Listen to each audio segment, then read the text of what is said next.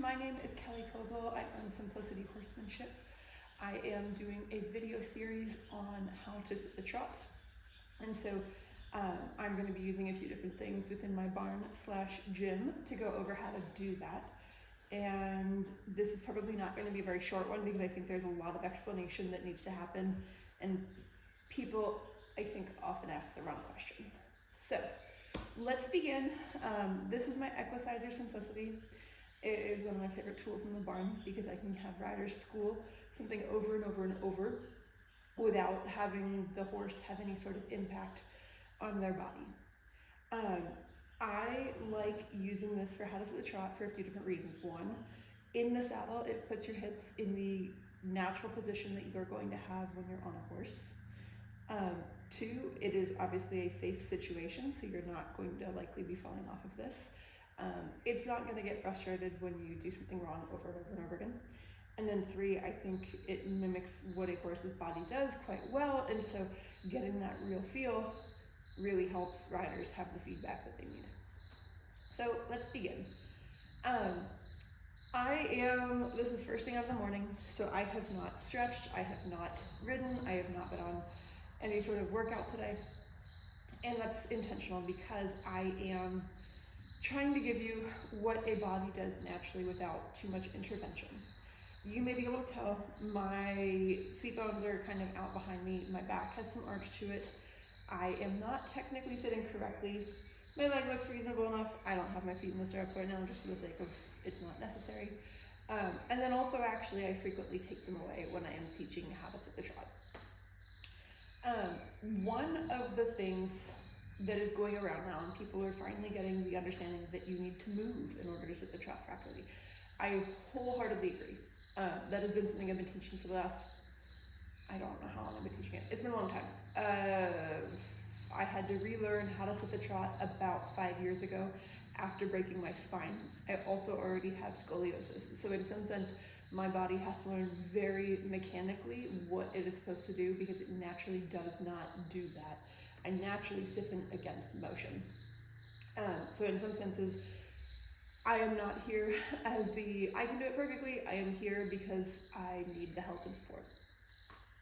So in rider seats, you'll see they have a few different issues. They can be slumped back, which is not my issue, and they don't have the core strength to kind of hold themselves upright. So you'll see riders behind the vertical. That can sometimes look really upright and braced, or it can look slouchy and just kind of sacked potatoes-y. Riders can be on the front of their pelvis, which looks a lot more correct, and they think they're sitting up as tall as they can. Riders can be heavy to one side. I find it's usually the left side. I find that riders, when I put them in the gym, their bodies are dominant on the side of their non-dominant hand. I think on our dominant hand side, we use our dominant hand for everything so much that the rest of our body has actually learned how to be used. We don't learn how to use our dominant hand side for anything else other than our dominant hand. So my right hip and my right side of my body is my lesser quality side of riding. And I have found that to be true for left-handed people and for right-handed people. Left-handed people tend to have a strong right side. Right-handed people tend to have a strong left side when riding. They can be twisted, which doesn't help. My body has some natural twist. Again, I am twisted towards the left.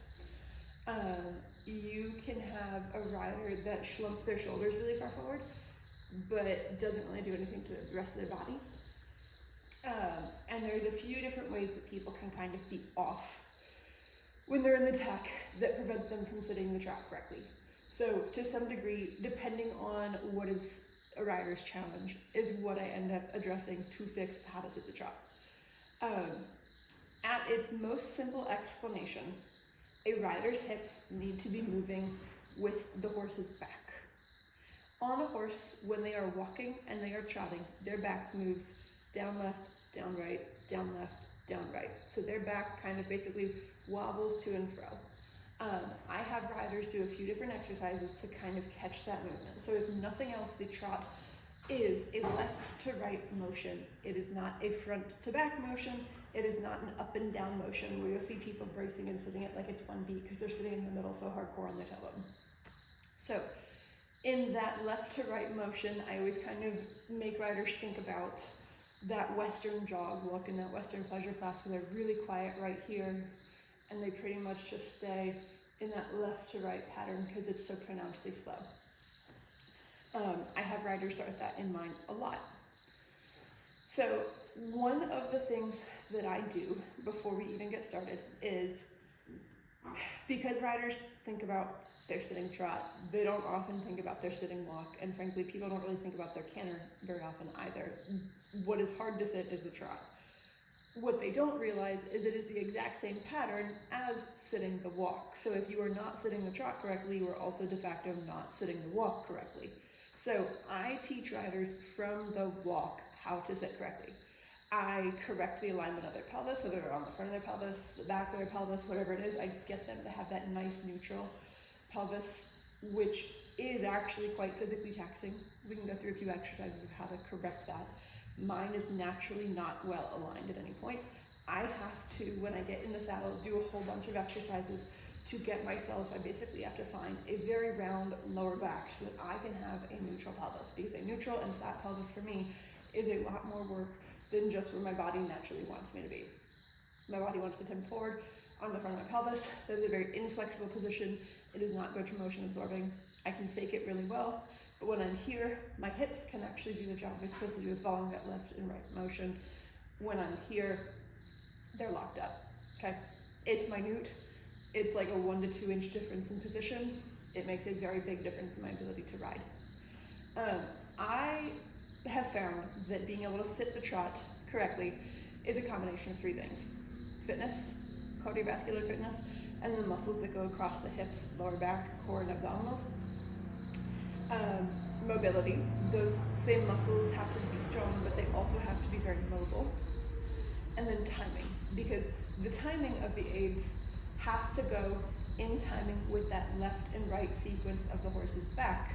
If you are on your left seat bone when the horse is on its right leg, you're going to miss, and your sitting trot is not going to be completely melted into the horse's back. So you're not going to have that completely in motion thing.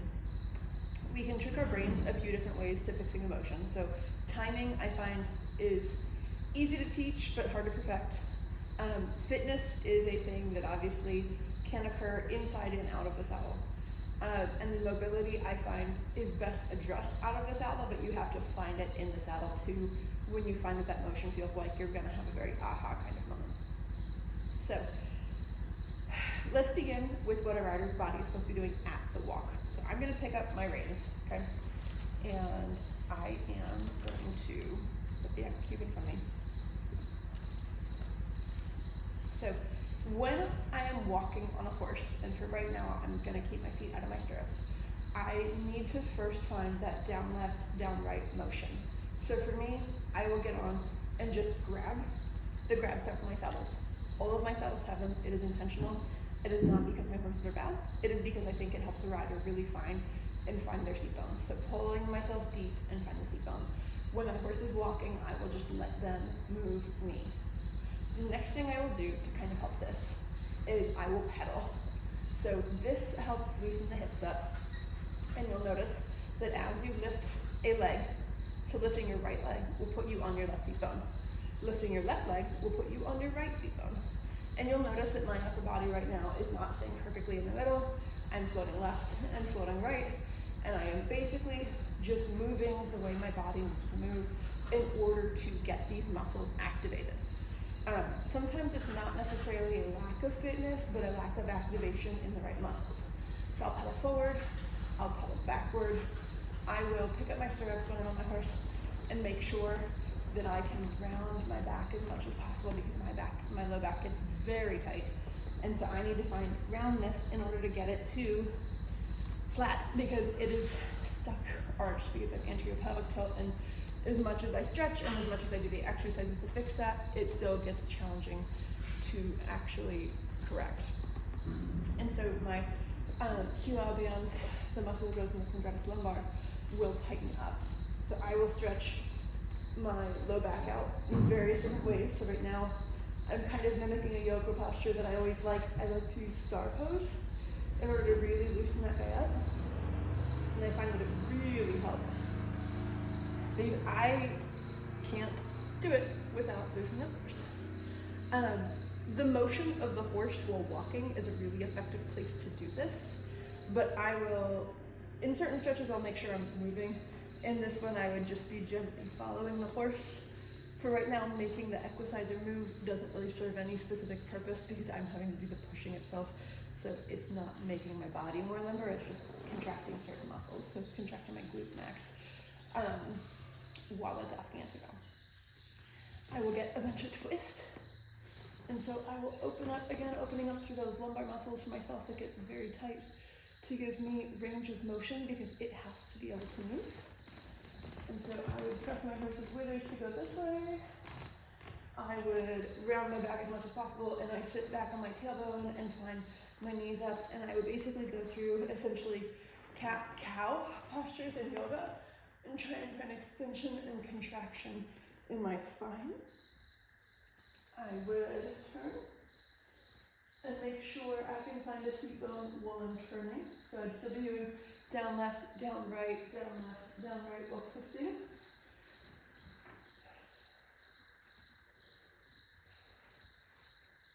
And then another thing I will do is I will actually stand up into a 2-point to find and release the tension in my calf muscles that might exist, because I'll go into it a bit more later, but a braced ankle pretty much always correlates with a braced lower back in my experience. So I like to get rid of any calf tension as it can reduce my range of motion in my pelvis.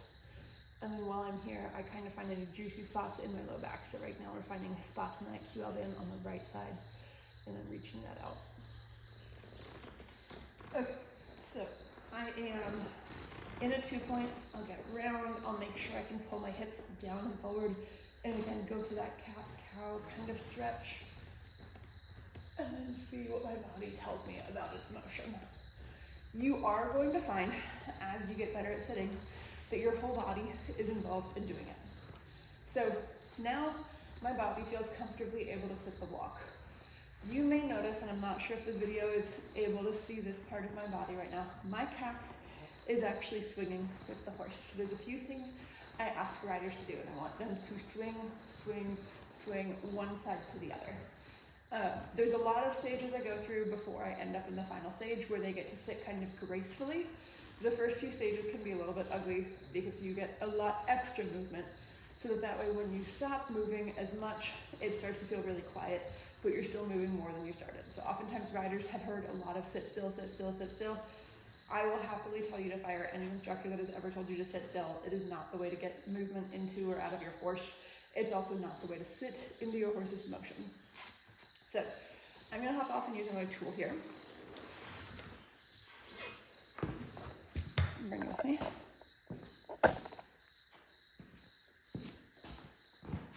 This is going to seem odd, okay? This is a standard size yoga ball. I don't know the radius off the top of my head. I use this to place it between riders' knees because I want them to get used to swinging the barrel of the horse back and forth between their calves. So your calf, your ankle, your thigh, basically everything from your hips down is going to have to swing. I propose that basically you think about, riders can think about taking their knee off on one side and their knee off on the other side. So it's an off and on motion if that's how their brain needs to think about it. They can think about pushing their calf to push the barrel over towards the other side. Either way, you basically want to carry the barrel back and forth, side to side, with everything that contacts the horse from the seat down, okay? So riders need to get really good at this motion. It feels very silly. You can do it while in riding posture. And so again, you'll see that my back is now flat. I'm just moving left to right and pushing my knees side to side, pushing my calves side to side, and pushing my thighs side to side. My adductors are what are holding this ball in place. I can place it lower depending on the person's vice. If they have a hard time finding the lower half of their horse's barrel, this is what I will do to have them learn how to lift their horse's back. And then I will have riders walk this ball up and down the barn like this.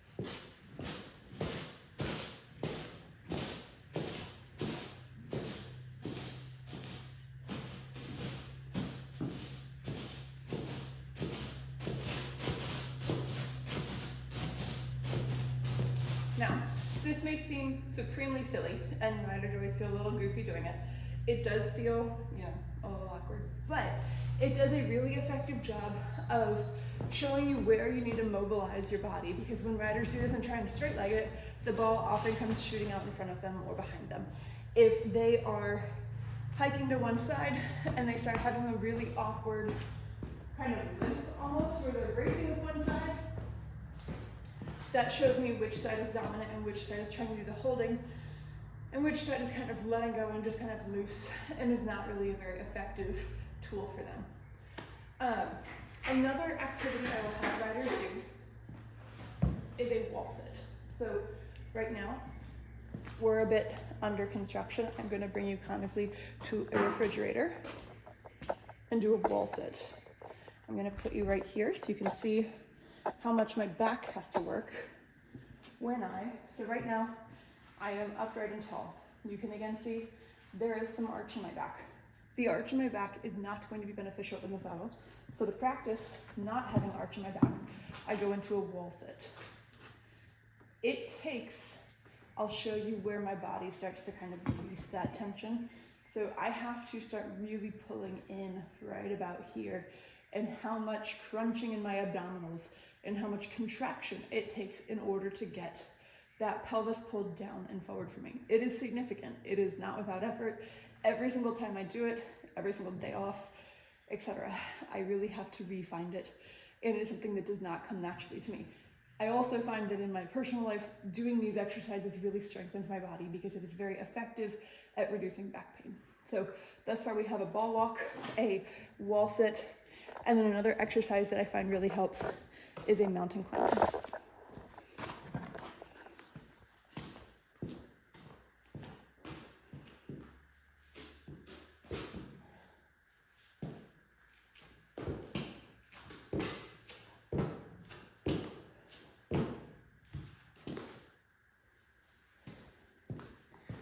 So mountain climbers, you basically start in a plank position. You can do this on your knees. You can do these in a full plank. Depends, elbows, whichever kind of modification you may need in order to get these right. When you go down into that plank position, you want to be able to separate your hips. So lunges are great, split offs are great, but I find that mountain climbers allow riders to really get a stretch in their long legs, so the one where the hip flexor is long, and then feel how much effort it takes to switch to that other side.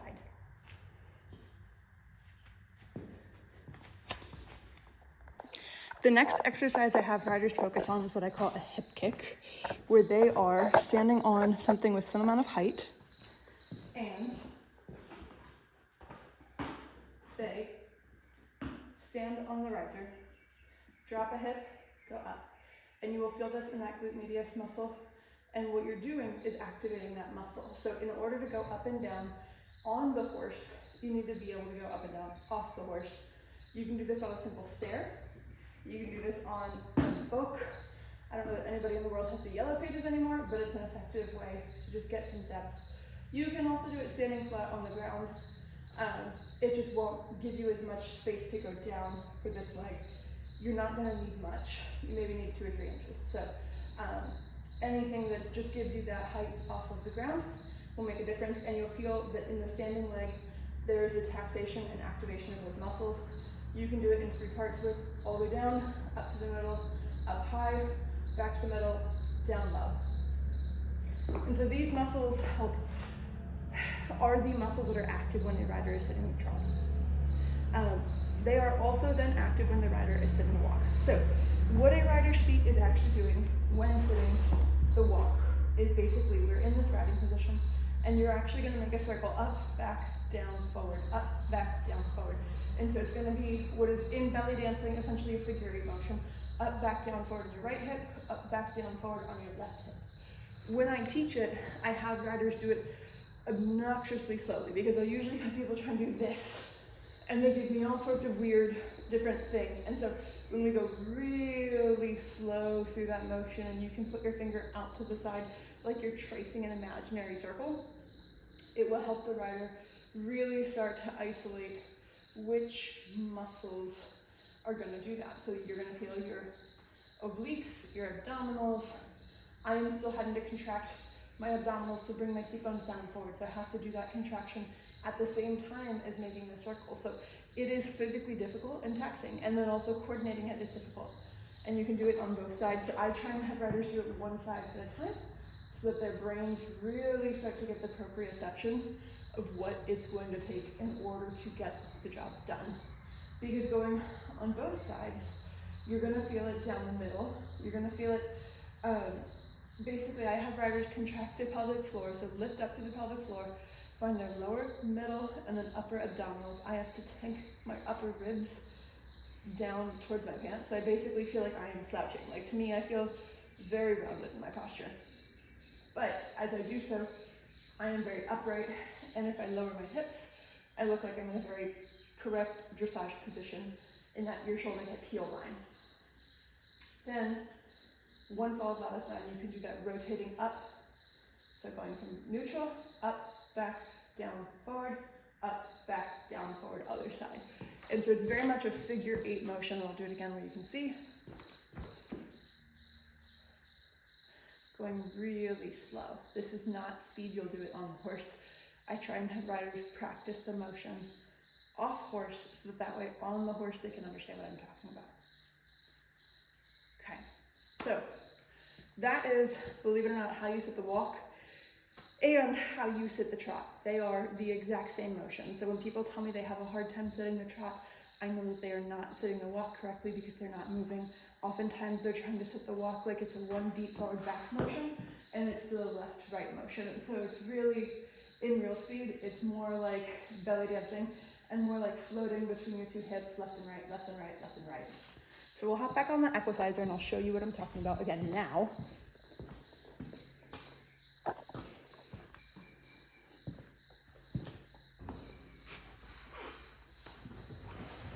Okay, so now that we're in the saddle, feeling nice and loose, my hips feel very, very mobile compared to where we started. And again, it's first thing Monday morning, so I didn't really stretch yesterday because I had a lazy day at the family.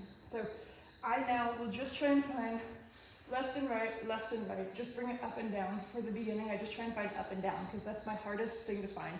And then I start trying to find that back, up, back, down, forward, up, back, down, forward.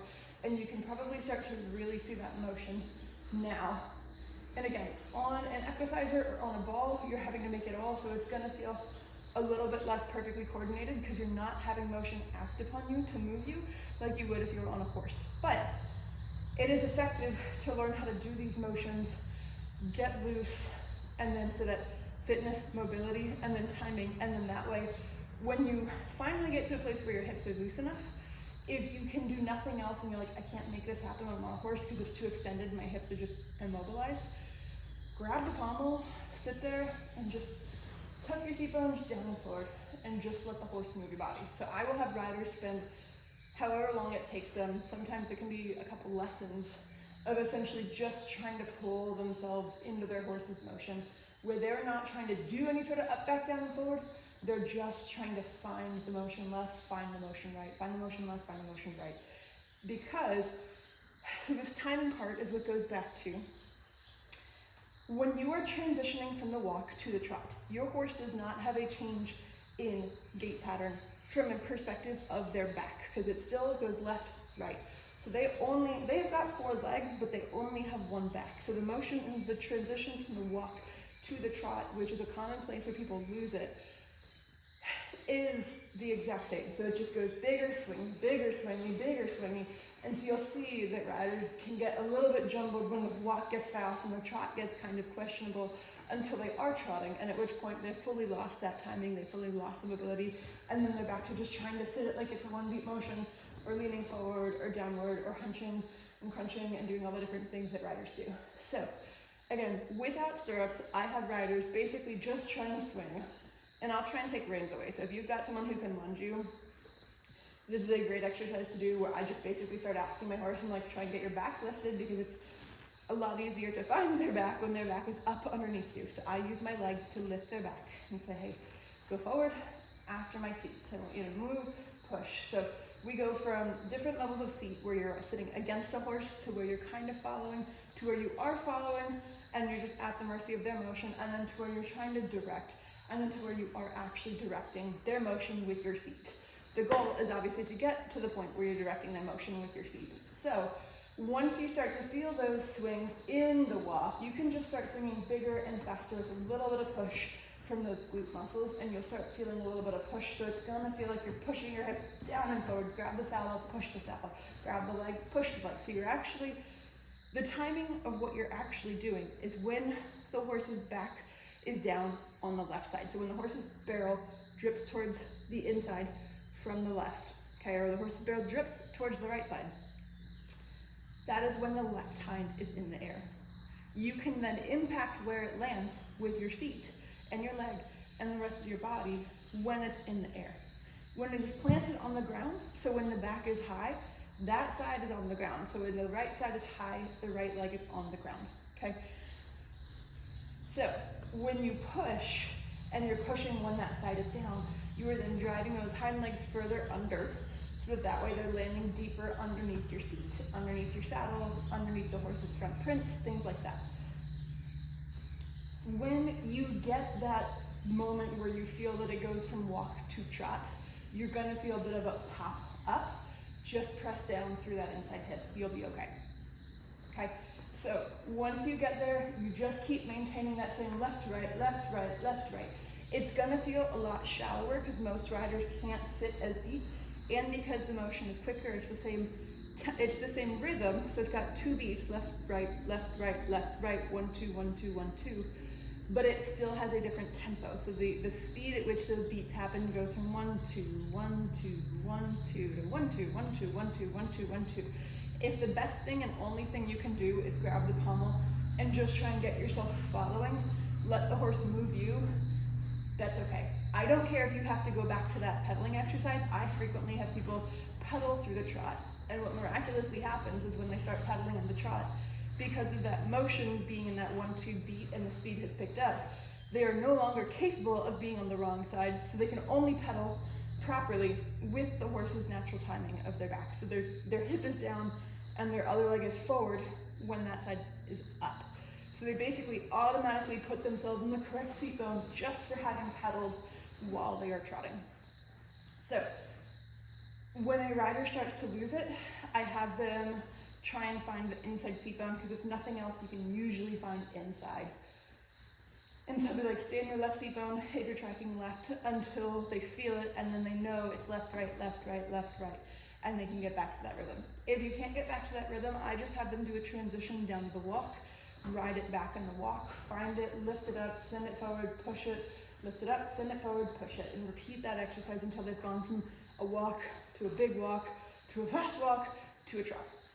And then in the trot, I really want them to feel it in a slow trot. So if you have a horse that rushes off the leg and runs through the bridle and gets quick, this is not going to be the best horse for you to try this off of.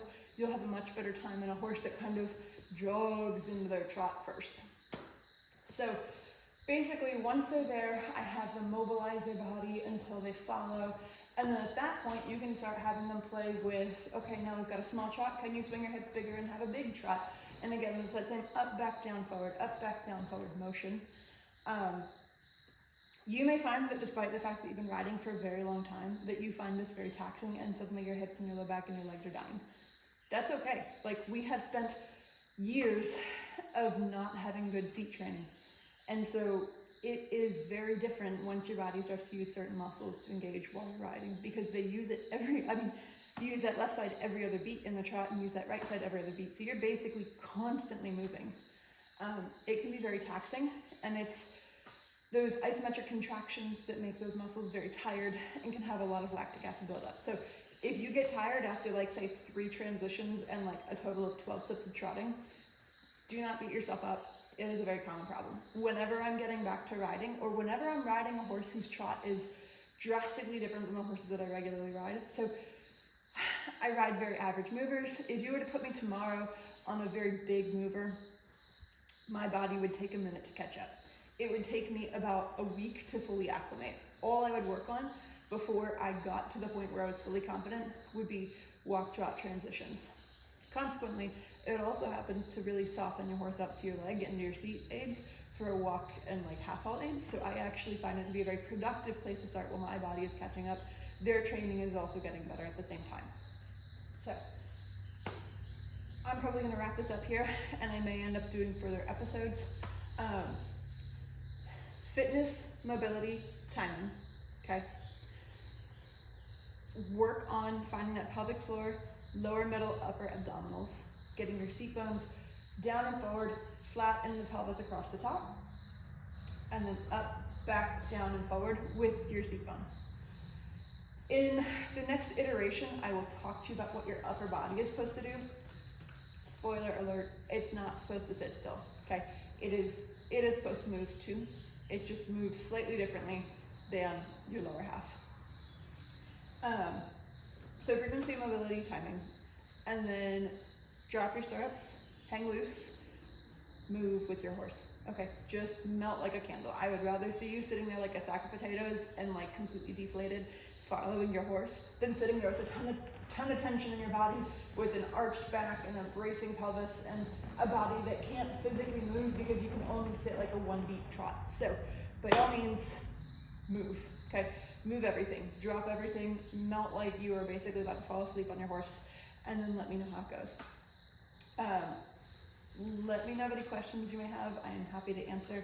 I might get another rider demo going on so that way I can correct a few different people while I'm doing this, so that way you can see the various different things of how people do. I will also start listing out exercises like that mountain climber, that wall sit, and that hip kick that can help improve things, so that way riders have some tools they can do at home. All of those exercises are pretty much body weight exercises. Sure, you're welcome to add weights if you have them, and I do so for riders who come here.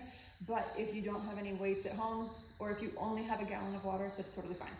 Another good one you can do, so this is a 4-pound medicine ball that I got on Amazon for $25, and it might look like a familiar piece of technology you've seen elsewhere that goes for about $100. Just hold this out in front of you. You can do this standing, and just try and find that lower, middle, upper abdominals and that pelvis coming flat, okay? You can use a gallon of water for this. I mean, your small child, whatever. I do this with my kids all the time where I'm holding them, and I just find a good abdominal crunch, and then just try and find my hips moving loosely. So there are a variety of ways to get that mobility into your back, even if you are not a naturally mobile person. I am not. I depend on a lot of stretching and moving to do so. I have found ironically that riding is very good for my back because it makes me mobilize, get fit, and do all of those good things that I don't necessarily have to do when I'm sitting at a desk working a job that requires me to consider all day long. So let me know what questions and comments you have. I'm really curious to hear how this goes for everybody.